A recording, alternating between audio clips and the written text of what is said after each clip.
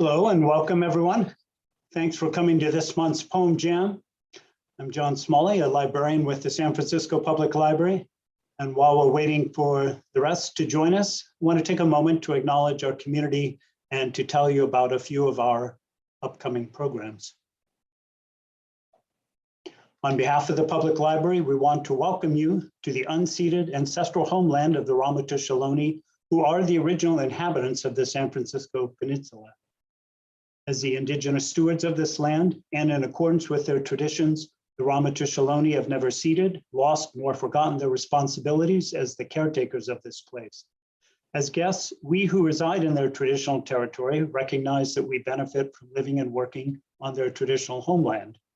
We wish to pay our respects by acknowledging the ancestors, elders, and relatives of the Ramaytush community, and by affirming their sovereign rights as First Peoples.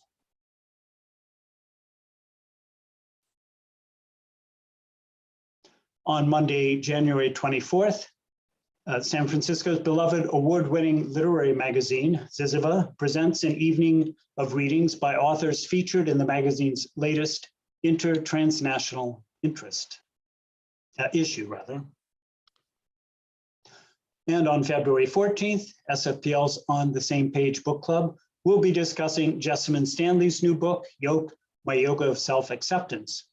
And on February 22nd, Stanley discusses her work and book with historian Tamika Caston Miller. On Thursday, February 24th, in the main library's auditorium and also online via Zoom, the author Charlie Jane Anders talks with journalists Peter Hartlaub and Heather Knight about writing, Writers Bookstore San Francisco, and her latest novel, Victories Greater Than Death. So this ends my announcements of upcoming programs. I'd now like to turn the microphone over to Poem Jam's host, the poet Kim Shuck, who will introduce today's program. And readers, welcome Kim. Thank you, John. And thank you guys for showing up for this. I'm really delighted tonight. I love being able to do this. I love being able to make the reading I want to hear happen. And I enjoy it that people indulge me in that. We've got some really incredibly strong voices here tonight, and we're just going to kick it off. It's always a privilege to read in Ohlone territory. I can't say how grateful I am for the things that this place has allowed me to do, and also to the San Francisco Public Library for, again, just indulging me. Our first reader is Lauren Ito, who I met at a really funny poetry reading. And we've been fast friends ever since. And I have the greatest respect for her work. She's done a lot of incredible things. Look her up. She hosts her own shows. She's completely remarkable. Please welcome Lauren Ito to my mic. Thank you so much. And thank you, Kim, who is responsible for me being at any mic. So just thank you for everything as always. I'm just going to get into it. This first poem is called Gosei, which translates into fifth generation person of Japanese ancestry. Chasing tattered tales of kimono silk, the crisp bow of an obi, a language that fell from our mouths as bombs fell like rain over Hiroshima. Whiteness, did we quench your thirst? Our ashes glaze your teacups, moans steep in a dashi brewed from flakes of crackling skin. Excavating, a kanji inscribed inheritance, my grandfather's size wheeze of internment camp dust. Slivers of polished sea glass roll from shore to shore in a sea of tears.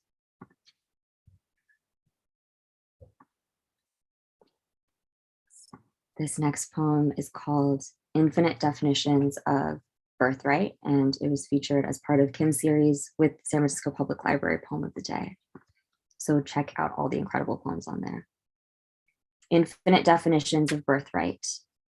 Is it place or people or textures or graves or lullabies caressing cheek, or afterthought, or contorted masks in shapes we can't bring ourselves to recognize anymore. I hitchhike towards mirages, count mile markers in what grows beside the road. Who destroys it? How invasive species are named, where resilient blooms atop fault lines keep extinction at bay, and poetry becomes wills only some can inherit. Tucking affirmations beneath toes at each bend, I ground prayers for cocooned comfort in given skin, as if we were destined to belong here, after all. Thank you. Grief has been top of mind for me this last year, especially. I was telling people in the end of 2021, I really needed to like set multiple things on fire just to fully leave it behind. So these next few poems are in that space of grief and from what was, I think, a heavy year for many folks. Morning stings, a bee on my tongue. A messenger died today, and so did his grandfather and his mother and his world. And grief has no bones to cling to anymore. They've all met sky. I wonder if the stars can lead us back to where healing knows our names in our tongues, and prayers can meet our sorrows with soft palms and a cup of tea to say drink. For grief needs warmth and held hands to be released.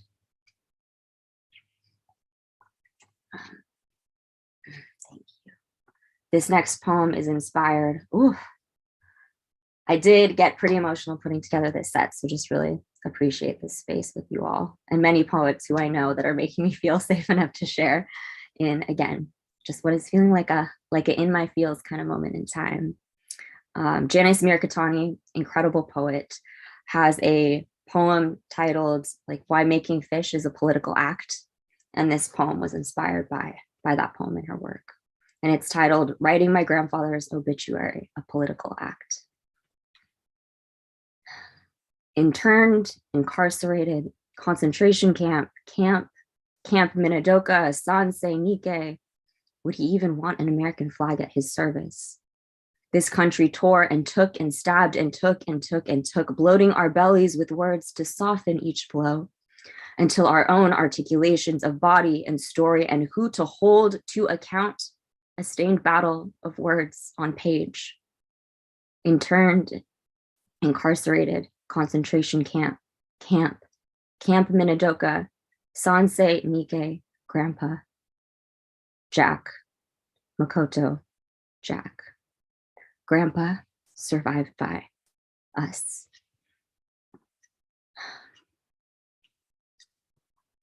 Thanks, y'all. This one's titled November 17th, 2021. Breath softens, stitching its path, ascending. Each exhale, a parting gift, a hand embracing hand, a painful poem towards peace.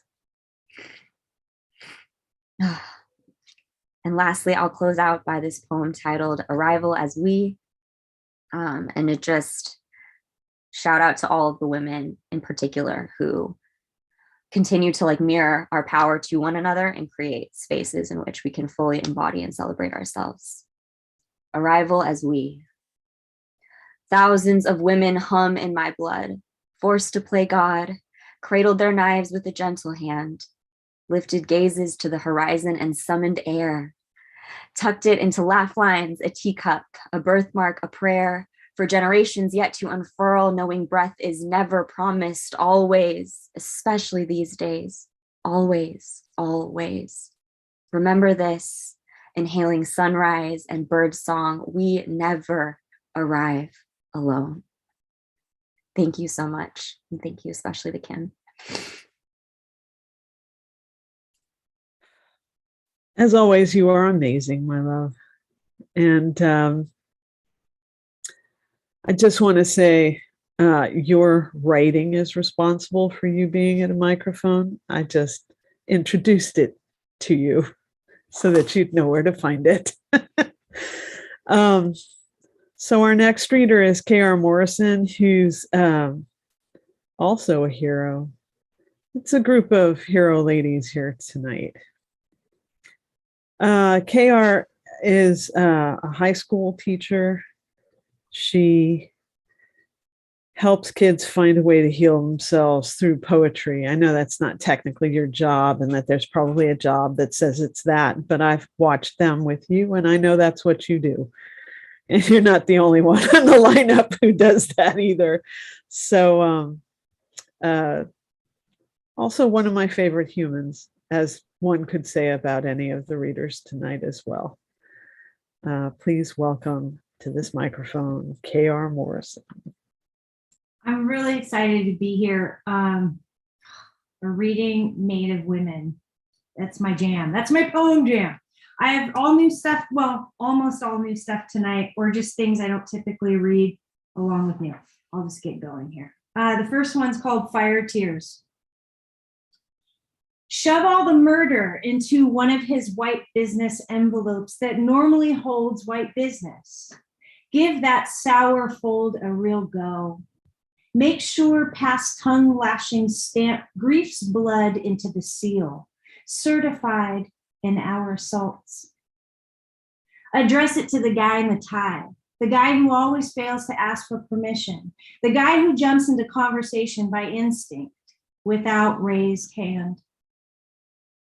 While we watch the world burn at his stakes, ignite all the photos and letters from that twin flame who led you to hell. The one who planted seeds of promise with matchsticks in their back pocket. The lover who picked ego instead of higher self excursions waiting within you. Light a purple candle, hike to your younger self. That child with sandbags in her stomach. You'll find her under the living room coffee table drawing angels in the glass. That child who hides dirty men's resin on her dear skin. Take her hand, take her swimming in the Ganges, then guide her to a birch tree to dry. While rocking her to sleep, say, it's not you, baby girl. They're all just wounded, afraid. Find a mirror without edges. Ask the ancestors where the lies within you stay. When they send you their answers, throw the masks into the fire until your bones stop burning. The man who gets the letter with the grief blood calls it arthritis. Let the flames uncover every fraud in your body and cry it into the smoke. Let the elders take it. When the sun returns, collect the ashes and draw fresh words that have never seen a poem. New verbs that have never shaped a love letter. Make sigils that rescue the generations. I wasn't going to read that one, but I read it for Lauren because she talked about throwing things in the fire, and I was like, oh, I'll pick that one. So this one's called Pirate's Nest. Inside weekends, you and me submerge in waterbeds dressed in red silk sheets, maple wood guarding our weary heads, a lively living room of rifles on racks, saddle exhibits, no teacups or flower vases. Like sleeping bats, you nailed dry yellow roses, like wild dream catchers hiding love tales dead of thirst, arid red secrets. Saturday night was for house chores, soundtracked by lowrider Motown. We twirled and sang into hairbrushes, our breath wrapped around love child, a kind of diary cry between mother and daughter. The ancestor patterns carved into the story of us two. Use newspaper to clean glass, t-shirt scraps for what's oak, Christy Ring. My little ears knew full name usage. Well, that was some serious business. With the dining table, we dusted off looming goodbyes. Sunday is coming with its submarines in our stomachs, the gunmetal gravity of goodbye. Mornings made still of moontime, I watched you sleep. Our pit bull we called Red Baron standing guard. always my guardian beside me. We both absorbed you, finally at rest. Your gold hair and arrowhead cheekbones below hand-carved Harley-Davidson wings. I tried to travel into your dreams, dance into them, wardrobed in Diana Ross and deerskin. Stay with me, Charlotte Ann, far away from Sunday, only pirate mom and me in your nest.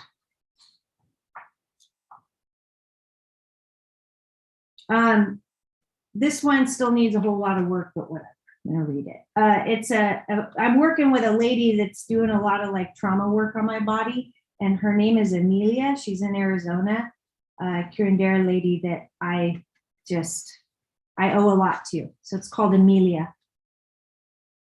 Amelia's hands moved over my body like a Ouija board, inviting mine. I need your hands and light with me, she says. 2 goblins left my uterus. An army of burned heretics trapped in my throat crawled their way out of me, used dynamite to break through my teeth into a thinning veil where spirit told them, never mind all those scriptures. Somewhere in my rib cage, a demon made parole, tired of being mean, itching to finally cry. And in my stomach, in an underworld of tangled crossroads, like freeways without exits, the little boy of that very same demon found his way out. I felt all the ghosts go as Amelia breathed her mother sage into me. That's all I have so far on that one. Very rough. This one is called Empty Vase. Who decided that a flower collection reflects a couple's bloom? After refrigeration and ribbon, we await their wilt. Their death, her distress, once scissor sliced green flesh for love's message, for gender expectation, for a woman's burgeoning smile. Save flowers for the funerals. Love thrives in trees, massive bouquets that earn their bloom by roots they take, by generations they honor in the thriving, by the nests they house, birds they keep free, wind through which singing leaves find their evening sound. Even cacti beats the blooms we choose. Tough and truthful, they flourish in brutal arid deserts. They prick trespassers too fickle to inquire before the plunge. Their blades hide water and protect what's green when droughts dismiss the fair weather weak along the love journey.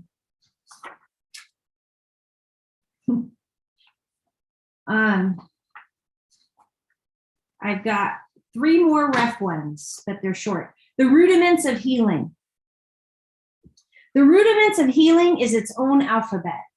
Runes etched in a tired mother's fingerprints. A woman's Tetris of love letters she never sent. No one else reads her language. No one reads her unlocking. No one reads her. No one reads. The rudiments of healing are the nuts and bolts of snare drums and goddess souls, and hearts that beat someplace beyond the rudiments of a human body. I once met such a goddess. Her healing rudiments and embryo forming 2 more heads that under dark moon she triples into. To her left are the rudiments of maiden larva. To her right 2 crow bones brooding. So triple moon poem for you there. Triple moon goddess. Okay, this one's untitled. All those artists must prepare. Revise, edit the divine poem, hijack spirit pen, manifest the details of your death. For me, that's a whole lot of drafts. When it's my time, I'll transition by a mighty shark battle made of too many great whites. In spirit, I will breathe poems into reckless children, seance all that unrest. Some little moon girl will conjure revolution. Light a match, baby empath. Burn it all down. And you, starseed, build someplace new where you can breathe. Last one, and this is not a new one. I just forgot about it, and I need to start working with it some more. I'll end with this. It's for all of you here with me reading.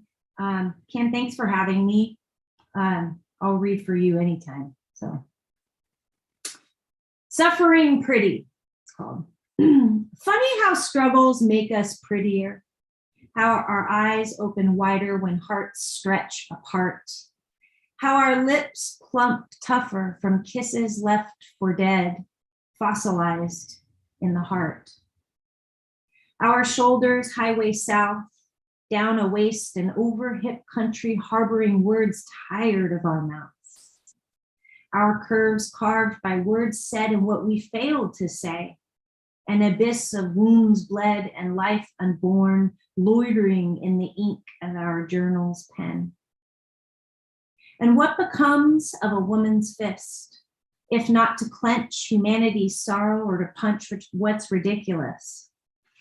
The answer resides beneath her breast for a world made prettier after the ugly she bred, aborted, and shed. That's all I got tonight. Thanks. I don't think we could have wanted more. That was great. Thank you. Cool. Wow. Okay. The hits keep coming, guys. Our next reader is Alie Jones, who I know least of these women, but I've got to tell you, I have seen this woman demonstrate a level of patience and grace that floored me. And she's laughing because she knows the story, which I'm not going to tell, but I'm in awe of you, lady. And I love everything you've ever read in my presence, and I can't wait to hear more.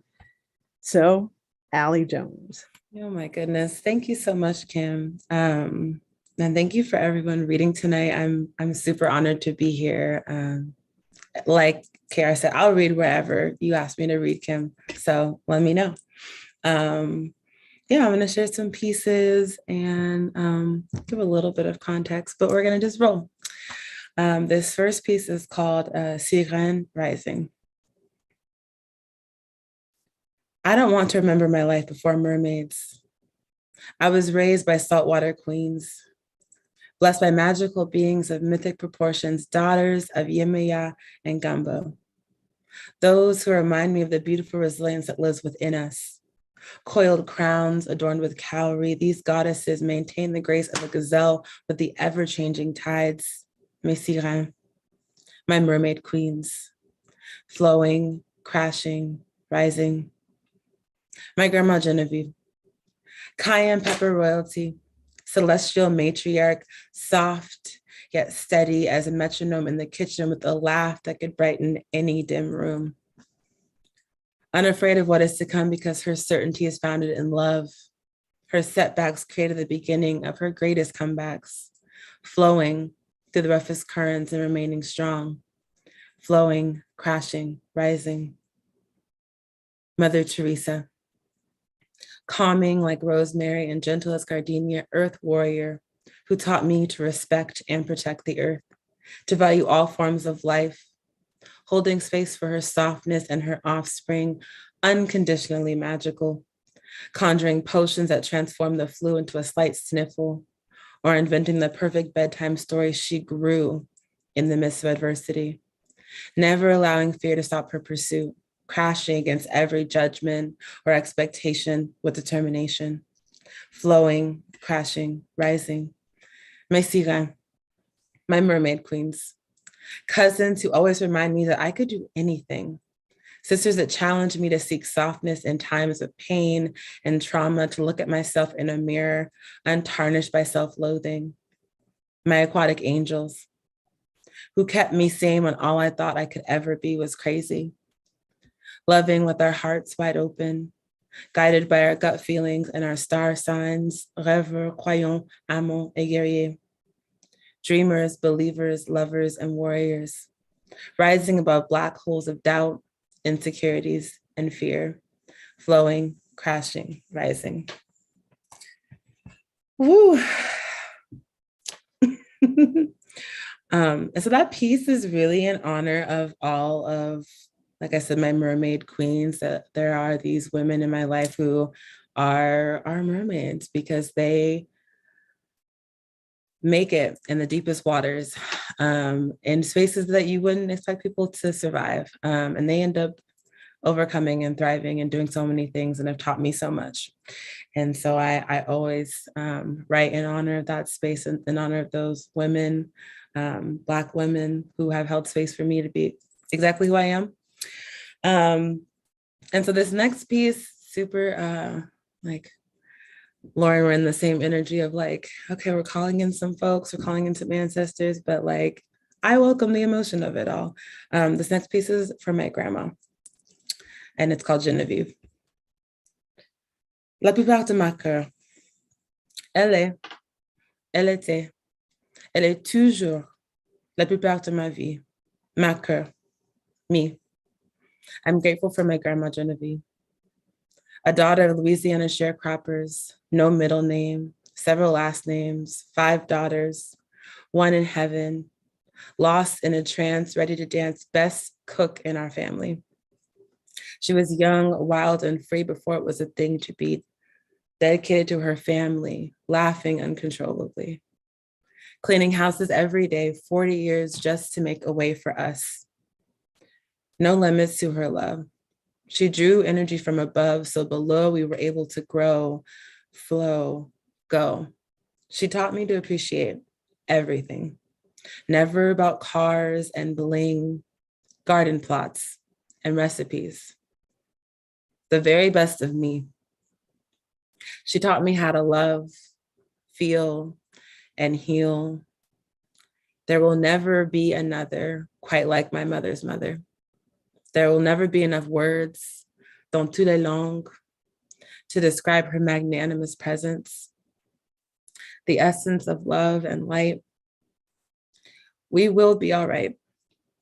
Even on the darkest days, she found a way. I was there the day her life changed, all her plans rearranged on the bedroom floor. La plupart de ma cœur. Elle était, elle est toujours la plupart de ma cœur. Ooh, my goodness. That piece is very special to me. I wrote it 7 days before my grandma passed away. I don't know. And then I read it at her service. So I was like, wow, this is where I was and what came. And so, yeah, it's always really, really sweet and close to me. And just to bring her into space with me, because I would not be me without who she is and was. As you notice, there's some French in my pieces. This next one is gonna dabble into some Spanish. I don't do a lot of like interpreting back and forth, but hopefully it's still just an experience. El arco iris de mi corazón no necesita una razón. Sin duda y miedo, yo soy lo que espero.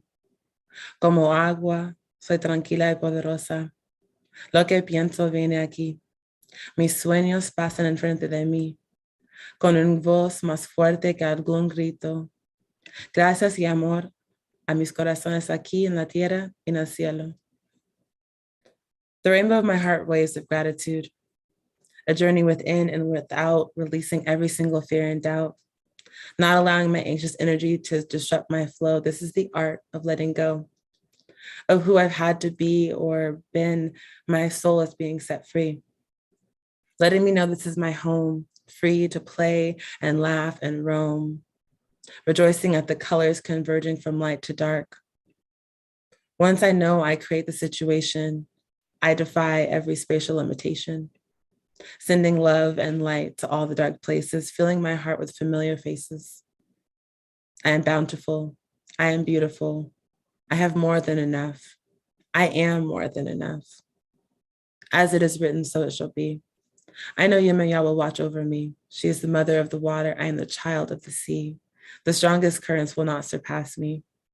flowing with every obstacle in my path. I know that pain and struggle will not last. Sin duda y miedo, yo sé lo que espero. Okay, I'm gonna give y'all like 2 more. So this next piece is again in honor of ancestors, in honor of the grief I feel like we've all mentioned in some way, and like holding space for that. And I think that it's okay for us to hold space for that. Indalibid. When a sparrow cries, a soul flies silently into the greenest pastures covered by warm rays beaming. Hummingbirds stand still in observance, in reverence for the stars who no longer burn with the light that never fades. Generational grief in my bones, hope that frays, dismembered memory, unspoken knowing in my hair. We say so much more, shouting wild, vision blurred, the simulations tilting, the matrix shifting, artifacts shrill of sacrifice, cloudy countenance, regret creeps out of your eardrum, steady and resounding, white noise tingles, straight to the temporal lobe. I hope you sing and dance les chansons de joie et d'amour profonde, pas de soucis, pas de larmes, rien qu'une souris qui allume. J'espère que tout va bien, même si vous ne savez pas comment. Yes. Okay. And this last one, I just want to say is very much in dedication to Black women who put themselves on like the front lines of things, but are not always held or supported like in their own, and how we really have to cultivate space for our own mental, emotional, spiritual well-being. And that's okay for us to do that. And so this piece is in honor of us, in honor of that. And it's called Black Girl Soldier. Our first general was underground. Railroads couldn't compare to the depths of her mind. On a mission with a vision. Precision in the darkest cave covered by branches. Branches isolated by shame, no matter where we go. The darkest storms. Uprooted Black bodies, we continue to hide how we feel inside. Not equal, not well. What is being? The blood that drops, my heart that stops beating emotions and strength from this Black vessel, gasping for air, craving help, someone to care, anyone, see that you're not invincible. Sold and conditioned, hanging on by a noose with no room to break loose from the labels you didn't ask for. Martyr complex, struggling to catch your breath under waters of expectation, bury your pain to survive. They can't relate. Dissociate. Nuclear fractures, familial disasters, armed with silence, surrounded by never-ending violence. Haven't we had enough? Faking like we're fine, struggling in pride, lynchings ruled as suicide, told to hide our wounds inside.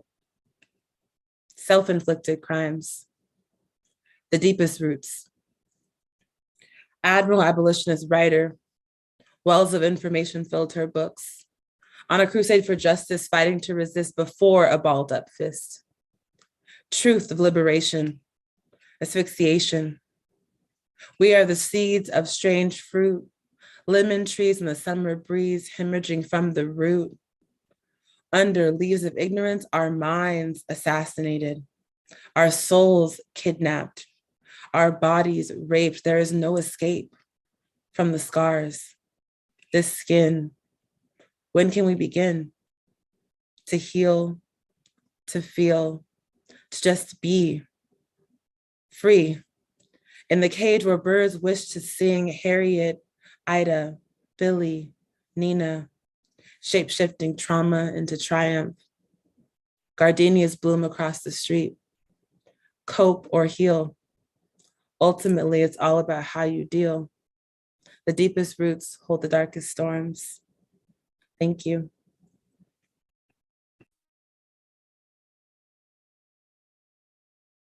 I did warn you all that it was going to be spectacular.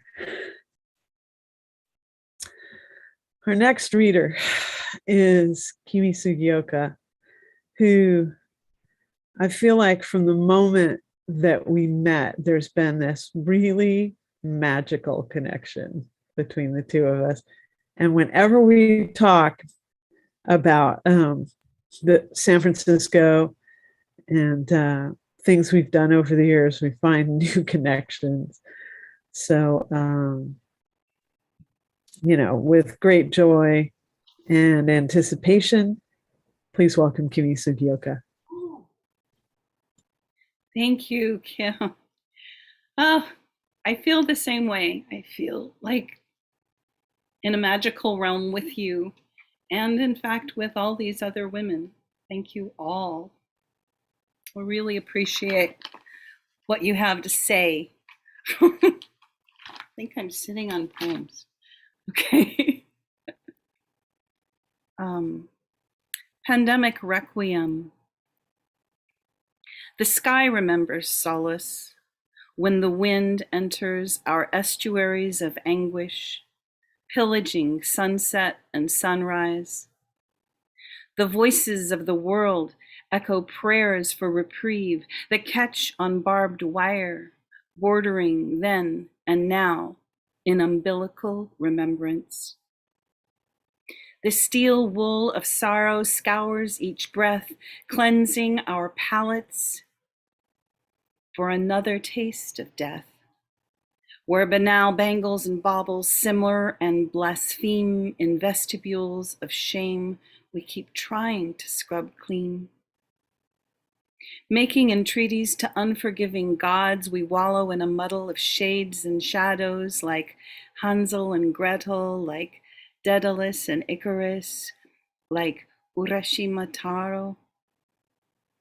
Try to remember a whim toyed with on a summer's day, when time was a tree of ripe figs, and each moment blossomed with flavor and languor.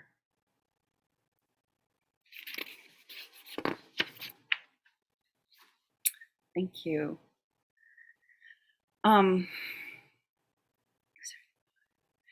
So this is a piece from a manuscript I'm trying to finish. It's like a 14-piece poem called Ceremony. I'm just going to read part 6. Magnolia, madrone, manzanita, eye of 1,000 leaves who would have wed a tree if a tree was to be wed. Coyote comfort is all, a paw, a claw, a tale to tell, of motion, of monument, of the whispering blaze in a trace of ash. Stippling the distance between two beings is an infinite number of obstacles. But hearts were made to break, and nature determined to heal. Unbeknownst to the muse, the realm of justice has nothing to do with virtue. Raven, fawn, metalinguist, culling flame from verbiage, an undiluted tribute to swan, sailor, street dweller, raging in his rags. Believe me when I tell you my stories do not lie. I only congeal passion from suffering to extract desire.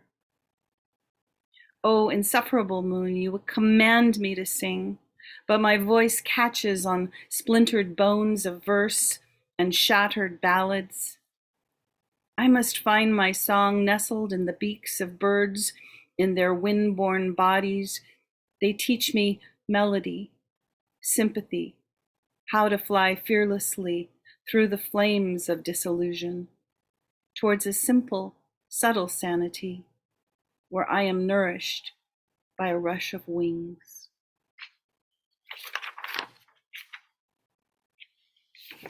Thank you. I decided, because of all the poems I'm hearing tonight, that I want to read a poem from my first book, The Language of Birds. So it is old.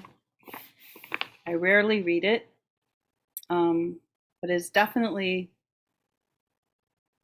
for and about women. Midwifery. Enter girl child, pebble and bass filled stream. Enter boy child, playing with breath and faulty continent. She fleeces her cave with phlox, Spanish moss, rose petals. She lies down, listens, watches him cull melody from wind and crow rustle. Enter woman, caterpillar climbing leaf after leaf, him with satchel, with bouquet and pacemaker.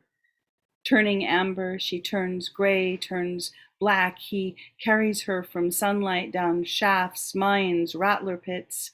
She bides time, carries his child, licks her cubs, leaps from precipice to kitchen counter, waits for his offerings, wood, deer liver, mountain goat.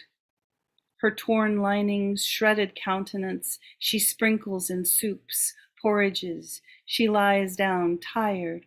Wind climbs canyon walls, whistles her to sleep.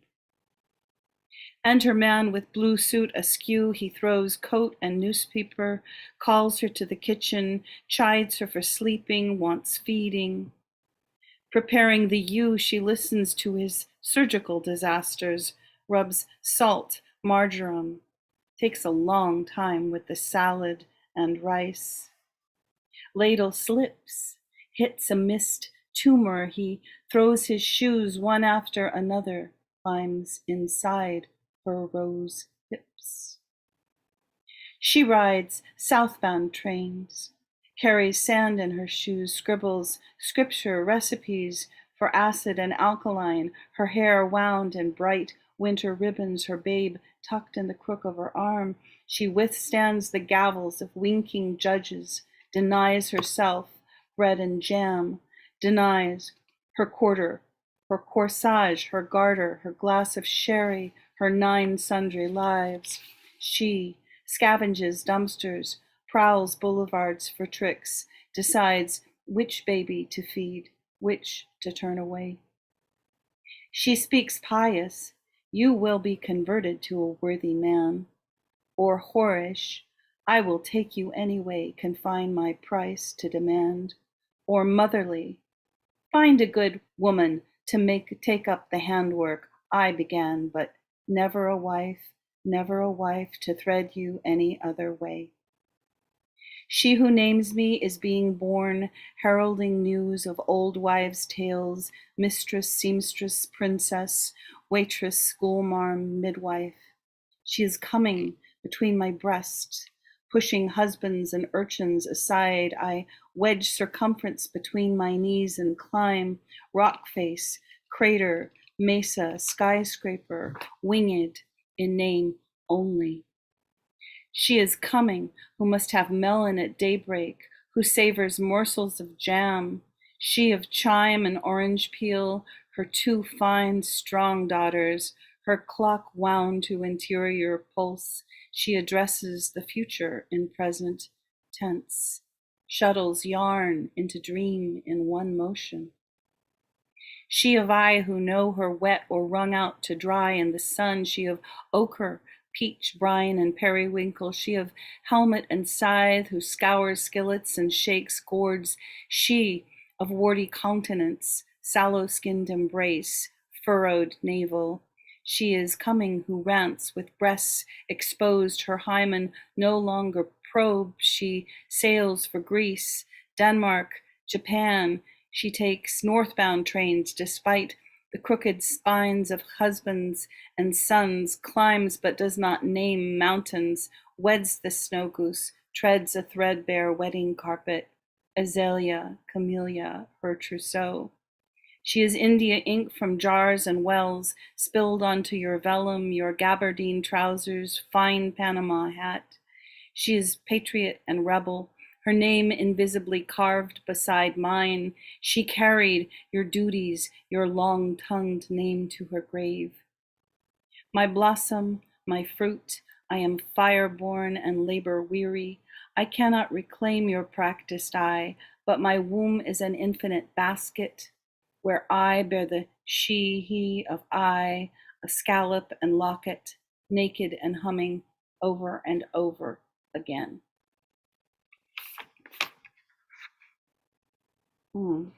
Thank you. Thank you for listening to that. I think I'll just maybe do one more to finish. And this is called Temporal Beatitudes. Howling is the one true song that eludes the fear of night and dogs.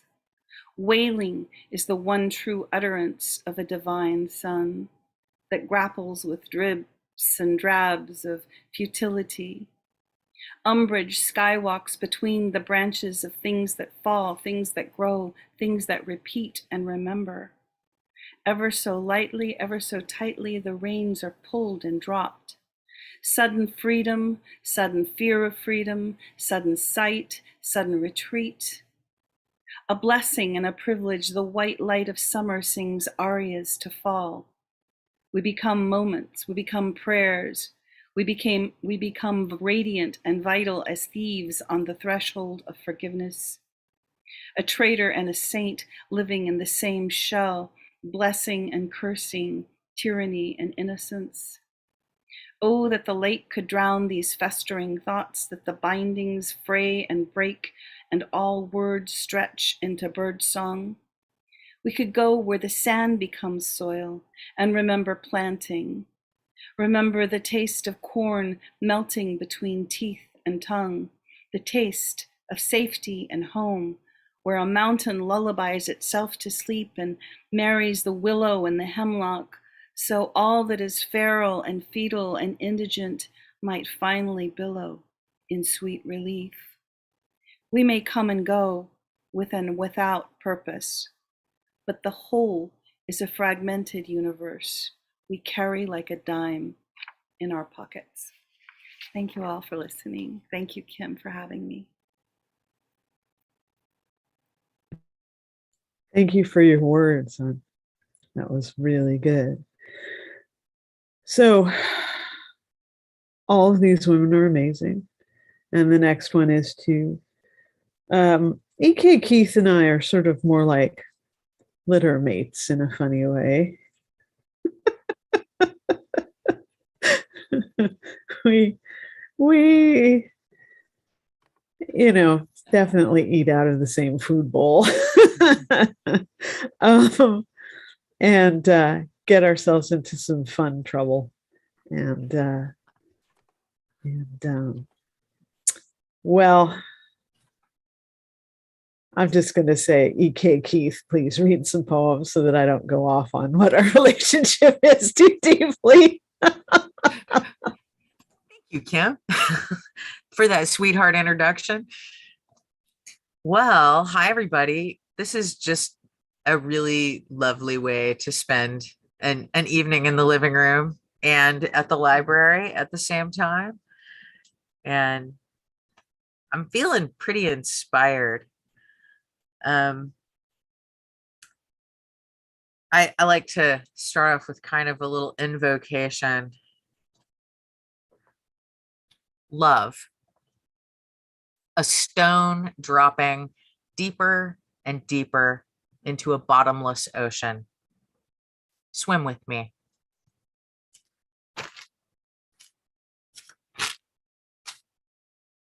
So I am reading some poems tonight that are pretty raw. And the reason why is that upon attempting to prepare for y'all this evening, I discovered that everything that I wrote last year was like really dire. So I have the great good fortune to be a teacher librarian at a public high school in San Francisco during a global pandemic, because it gives me an opportunity every day to exercise some creativity and some compassion, and to like just try something new every day. And it's been like that now for 2 years.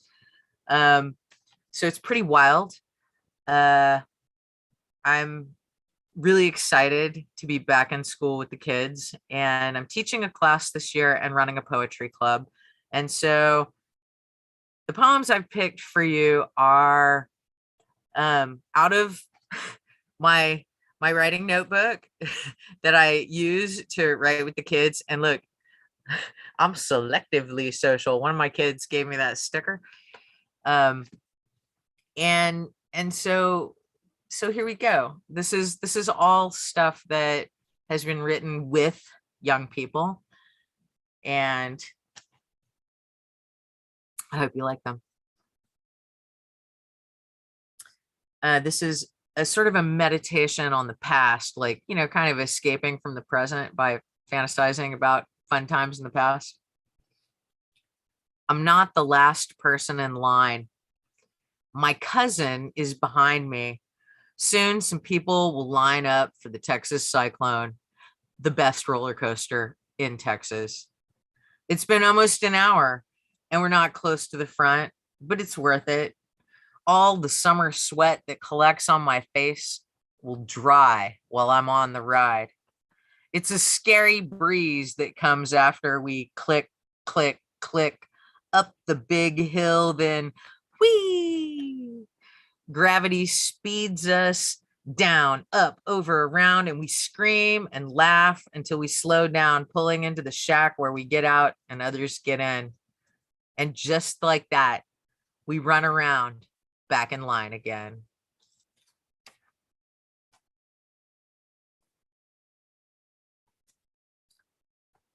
I'm tentatively calling this, yes, I'm from Houston. Don't tell my secrets. I love demolition. So many times I've gotten up, left the house late at night to watch wrecking balls swing and smash, swing and smash. I've seen skyscrapers detonated so they fall straight down, and no matter what, there's dust, a violent puff. I probably shouldn't have breathed all that in, but I did, and next time I'll bring a mask, now that I know about masks. And that's how Houston changes, rearranges, new buildings, streets rerouted, old names changed. When I drive on a visit, I try not to look at what's missing and just go, feel my way over the everlasting potholes around never-ending construction, bright yellow bulldozers, cranes, chain link fences around construction sites, and the nights are still warm, humid as a kiss.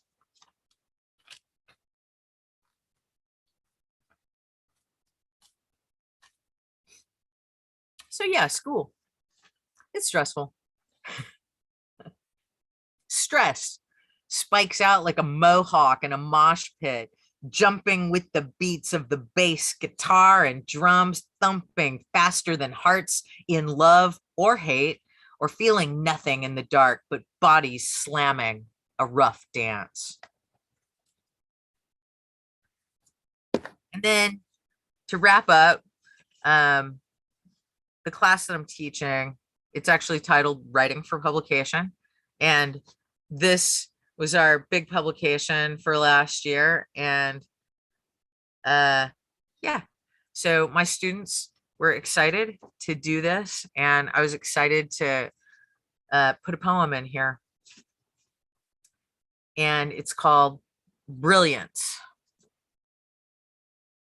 I ate chips and salsa for breakfast because I was too tired to go to the store. So there's a tiny taste of roasted chilies keeping me from being hungry too soon. The roar of fans and filters defines my day by its absence when I leave the library, walk into the halls where the voices of 1,000 freaked out teenagers greet me and we talk because touch is still too perilous for casual handshakes and high fives and awkward side hugs. This mask isn't as fresh as it was when I put it on, after salsa, after toothpaste, after coffee.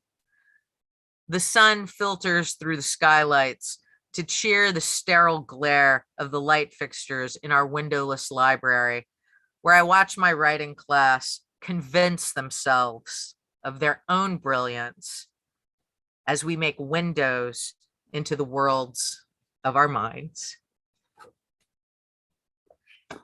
Thank you, Kim, for asking me to be here. I will also always say yes.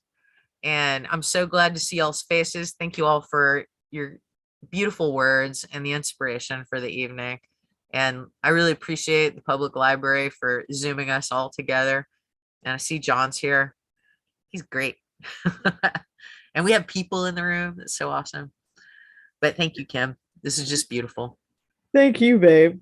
Yeah, John's here. He was hiding for a while. I'm going to read one poem. I want to say I've just started another one of my, what Jenny Davis calls my poetry actions. And this particular series is addressing itself to